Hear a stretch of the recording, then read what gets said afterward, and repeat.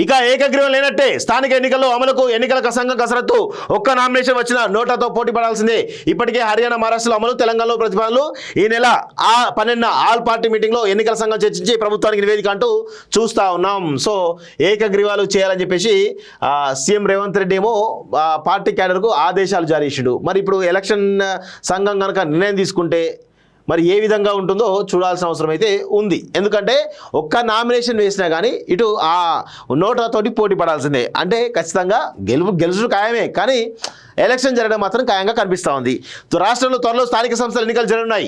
ఈ ఎన్నికల్లో మెజార్టీ స్థానాలు గెలవడం ద్వారా సత్తా చాటేందుకు అన్ని పార్టీలు ఉవ్విల్లురుతున్నాయి. లోకల్ బాడీ ఎన్నికలు అనగానే మనకు ఏకగ్రీవాలు గుర్తుకొస్తాయి. ముఖ్యంగా పంచాయతీ ఎన్నికల్లో సర్పంచ్, వార్డు సభ్యుల స్థానాలను ఏకగ్రీవం చేసుకునేందుకు అప్పుడే ప్రయత్నాలు మొదలయ్యాయి. తక్కువ జనాభా ఉన్న తండాలు, వీడీసీల పెత్తనం ఉన్న గ్రామాల్లో ఏకగ్రీవాల కోసం ప్రతిసారి వేలంపాటలు జరగడం, ఎక్కువ పాడిన వారికి సర్పంచ్, వార్డు మెంబర్ పదవులు దక్కడం పరిపాటిగా మారింది. నామినేషన్లు వేశాక అసంతృప్తులను బుజ్జయించి పోటీ నుంచి తప్పించడం జరుగుతున్నది. 2019 ఎన్నికల్లో 16% గ్రామాల్లో సర్పంచ్ స్థానాలు ఇనానిమస్ అయ్యాయని అప్పట్లో ఈసీ ప్రకటించిందంటే ఏకగ్రీవాలకు ఇక్కడ ఎంత క్రేజ్ ఉందో అర్థం చేసుకోవచ్చు. కానీ ఈసారి ఏకగ్రీవాలు అనుమానమే అంటున్నారు రాష్ట్ర ఎన్నికల సంఘం.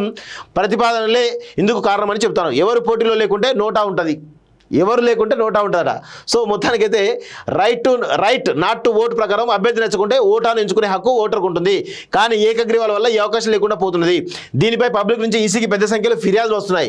దీనిపై ఫోరం ఫర్ గుడ్ గవర్నెన్స్ కూడా ఇటీవల రాష్ట్ర ఎన్నికల సంఘానికి లేఖ రాసింది. ప్రతి పంచాయతీకి ఎన్నికలు నిర్వహించాలని, అభ్యర్థి నచ్చకపోతే నోటాను ఎంచుకునే హక్కు ప్రతి ఓటరుకు కల్పించాలని, ఆ హక్కును కాపాడాలని రాష్ట్ర ఎన్నికల సంఘాన్ని ఎఫ్జీసీ కోరింది. అందుకే ఒక్క నామినేషన్ వచ్చిన నామినేషన్ల ఉపసంహరణ తర్వాత ఒక్క నామినేషన్ మాత్రమే మిగిలిన ఏకగ్రీవానికి తావు లేకుండా నోటాను కల్పిత అభ్యర్థిగా ఉంచి ఓటింగ్ పెట్టాలని ఈసీ భావిస్తున్నది. సో మొత్తానికి ఆ నిర్ణయం కనుక ఎన్నికల సంఘం తీసుకుంటే ఖచ్చితంగా ఏకగ్రీవాలు అనేవి ఉండవు. ఇటు అభ్యర్థికి నోటాకు మధ్య పోటీ ఉంటుంది అనేది చాలా స్పష్టంగా అర్థమవుతోంది.